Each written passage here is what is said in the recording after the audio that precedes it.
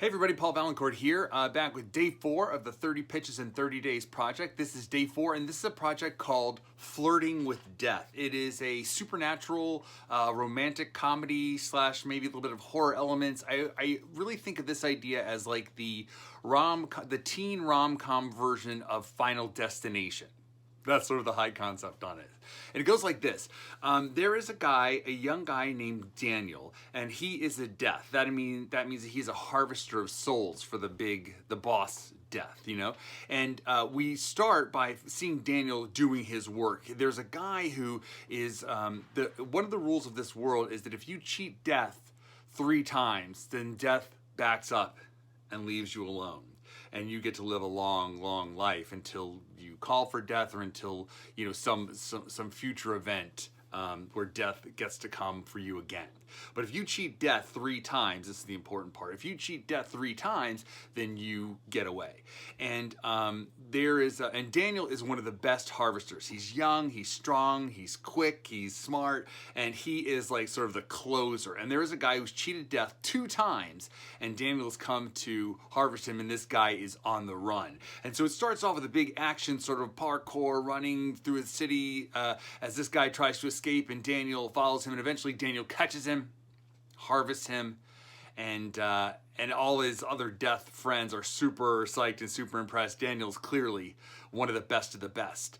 The next soul that Daniel has to go harvest is much different. It's quiet, it's simple, it's easy. It's an old man who is ready for Death. He's been waiting. He has lived a good life, a life filled with love, and he's ready to go and reunite with his wife, whom he loves. And he said that life and love has made all the difference for him, and he's settled and he's ready to go. And this is something that Daniel has not really, you know, ever experienced before. He's like the closer for these guys who are really fighting Death with everything they have. And so to see something like this where someone's so different, it really shakes him. It really gives him something to think about. And he does, and he starts to wonder about, you know, about what does it all mean. Daniel's on to his 3rd soul, and it's at a carnival, a school carnival at a high school. And as he sort of is coming into focus of who he's supposed to harvest, he sees this young, sort of fun, cool, a little bit awkward girl named Carla. And she takes a bite out of a corn dog, and she starts to choke. And this is clearly who he's here to get. But rather than harvesting her, he gives her the Heimlich maneuver and saves her. And their eyes connect. There's like fireworks and sort of carnival sounds in the background, and they make this connection. He's like, oh my gosh, this is what the old man was talking about. But as this crowd starts to gather around, Daniel freaks out and runs. And Carla's left with this mysterious guy who, left with the idea of this mysterious guy who saved her life. And she doesn't know, what to make of it, but she's happy to be alive, of course. And then we see Daniel back sort of in his, sort of talking with his friend, a guy who's been a long time hunter, a good, solid hunter, but not like Daniel, not of his caliber. But this is like his main friend, his main confidant. And they're talking, and Daniel's telling him how much he was affected by this girl and how much he wants to go see her again. And this guy's telling him, no, Daniel, you cannot see her again. You're already in so much trouble. You didn't close. You didn't harvest a soul. And so all the death logs are backed up and off kilter, and they're going to want to, they're going to want you to close this deal, or they're going to send someone to close this deal. And Daniel's like, no, they're not. I can't stand that. I can't have that. And so the next day, Daniel goes and signs up into this high school as a high school student. And he's able to, with his magical death powers, he's able to get all the records and everything he needs to just sort of make his way into this school as a high school kid. And so he's all in all of Carla's classes, and they, see each other, and it strikes into like a really fun teen romance. Now, at the same time, Carla is grappling with her own issues in high school, where there's like these popular kids, the Pops as they're called, and they are, just running roughshod over the less popular kids, and Carla's one of those kids. And they really love to, give her and her friends a hard time. And and they keep trying, and as Carla meets this and sort of catches the attention of this mysterious new handsome guy, the Pops are furious. It is upsetting the balance of what is happening at this school. So what they do is they start trying, with a little bit more intensity, trying to, you know, humiliate or take out or destroy these Carla and her new boyfriend and sort of their rising popularity. But what happens is, as they're doing that, these Pops, as they sort of make these big gestures to try to destroy them or humiliate them, they start dying in these really crazy sort of final destination-y sort of ways. One girl trips and her statement necklace gets hooked on a rear view mirror of a car, and she just hangs herself right there. Another couple of kids are you know, sort of horror movie style, having sex in the locker room, and they end up impaling themselves on the corner of these locker doors. Just crazy stuff whenever they try to make a move against Carla and Daniel and her friends. And Carla doesn't know that Daniel has anything to do with this. In fact, what's happening sort of parallel to this is that the deaths are starting now to come for Carla and for Daniel, because he's clearly off the reservation. And during this time, Daniel, with Carla, cheats death. For the first time, he's able to save himself and Carla from death for the first time. She doesn't even know what's going on. She thinks he's just acting weird, but this is the first thing where they sort of cheat death for the first time. And then as their romance is blooming and the Pops are sort of trying to you know, destroy them, and there's a couple more really crazy deaths, we come to the midpoint of the movie. It is at a date at a high school football game, and as they're leaving the game, Daniel and Carla have their first kiss. Their romance is at its peak. It is the sweetest.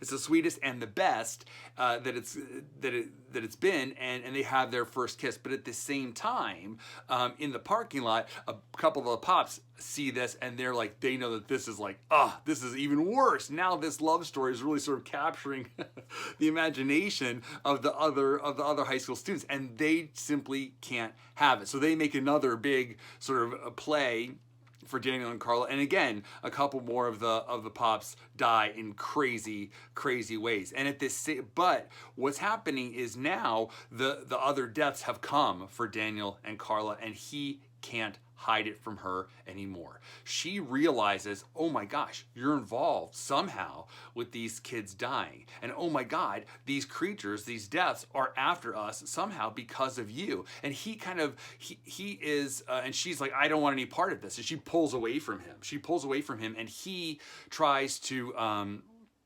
he is saving her and himself. He's fighting off these deaths, and he's trying to cheat death for a second time with a Carla who doesn't really want to be even part of this. So he's a little bit fighting her, a little bit fighting them, and eventually the whole story of what happened, how he was supposed to harvest her and he didn't, and he saved her, it all comes tumbling out, and how the other kids died, it all comes tumbling out, and all the cards are on the table. But in the final analysis, Daniel ends up saving himself and Carla from these deaths.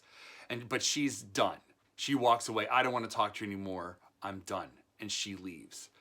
The next day, and he knows that this is bad news, because without him, there's no way that she's going to be able to cheat death. She's just unprepared for this crazy task at hand. And so the next day, she is heading to school, and she's really lost in thought, thinking about all these, everything that's happened. She doesn't know who she could possibly share this with, and she's kind of lost in thought. She steps off a curb and almost gets hit by a bus, but by some miraculous chance, she doesn't. And then she thinks about it. That's weird. I should be dead. And then she sort of she does something else a little bit dangerous. She maybe steps in front of another car, and miraculously, somehow, that car doesn't hit her either. And then now she's walking along, tempting death, and in these crazy, miraculous ways, somehow not dying, not even getting hurt or a scratch on her. And then she knows that Daniel is following her. Daniel is her guardian angel at this point, and she tells him, you've got to reveal yourself. And so he does. And he admits it. I'm following you. They're going to come for you, and I can't, if I'm not with you, I can't protect you. And she's like, I don't even know if I want to be protected. I don't know if any of this is worth it. And she's like, you just have to leave me alone. And so he does. And she walks off alone, and he's left Meanwhile, the Pops are furious and scrambling. Their numbers are diminishing, and they're losing power and control of the school moment by moment. And they have a big meeting that they decide they're going to make one last big effort to like break this whole thing apart and to humiliate Daniel and Carla and really take back power in the school. Parallel to this, at the same time, the Deaths are having a big meeting. They're like, gosh darn it, Daniel has avoided us 2 times. One more time and he's done. And he and Carla have cheated Death. So what they do is they decide to bring in a legendary Death. Someone who's been doing this even longer than Daniel, who was like really the gold standard. Hard, grizzled, tough, always gets his man. They bring in this guy, and it's like dun dun dun. Everyone knows this guy is bad news. We cut to Daniel sort of in the wash of this sort of really big breakup with Carla, and he's sort of wandering the town trying to figure out what to do. He's all alone in so many ways. He's all alone, and suddenly he hears someone call out to him, Daniel, and he looks and he sees his friend, and his friend's like, Daniel, what are you doing, man? Look, I'm not gonna try to grab you. I'm not gonna try to whatever. Daniel's immediately on guard, obviously, and the guy's like, look, I'm not here for that. I know you're too good for that, and you would easily get away from me. So I'm just here to talk to you as a friend and tell you, hey man, this isn't gonna work out. She's a person and you're a Death, and like, you know, you're so off track, and all these other kids have died, and like it's just nuts. You've got to give this up. And Daniel takes it all in, and he thinks maybe he's right. Maybe that's the case. But then, you know, he thinks about Carla, and he's like, I can't do that. I have to try. I have to risk it.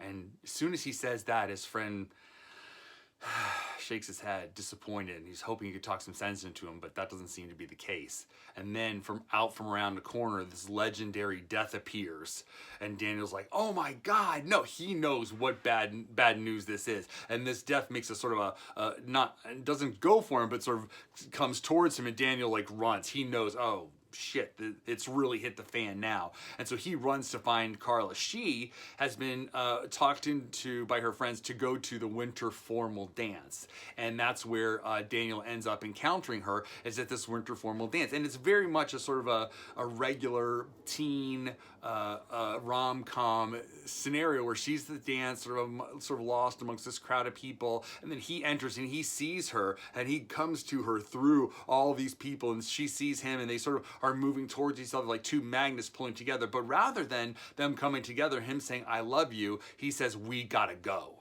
There's trouble. There's a legendary Death coming. He's going to take us both. And this is all going to be for nothing. And then Carla's she's taking it all in. She's just about to answer when they announce her name as Winter Formal Princess. And then she gets dragged by a few people up on stage to get her crown and get this recognition. But as that's happening, Daniel sees that it is really the Pops who have organized this whole thing to sort of prank her Carrie style, some big dramatic prank Carrie style, and he dives and knocks her out of the way just in time and saves her from this. And she's really taken by the gesture, and she's like, oh my gosh. But before they can sort of really settle into that moment and settle into their relationship, the doors fling open and the legendary Death comes in, and everyone at the dance can see it. He's really made a gesture out of this. He's allowed everyone at the dance to see him, and it's like, oh shit. And there's one last big blowout between Daniel and this legendary Death throughout this whole gym and this formal, like all these things of them sort of like tussling it out until finally the Death overcomes Daniel, has him pinned to the ground. He draws his blade. He's just about to harvest Daniel's soul when Kang! Carla knocks him out. She's come to Daniel's aid. She's saved him now. And now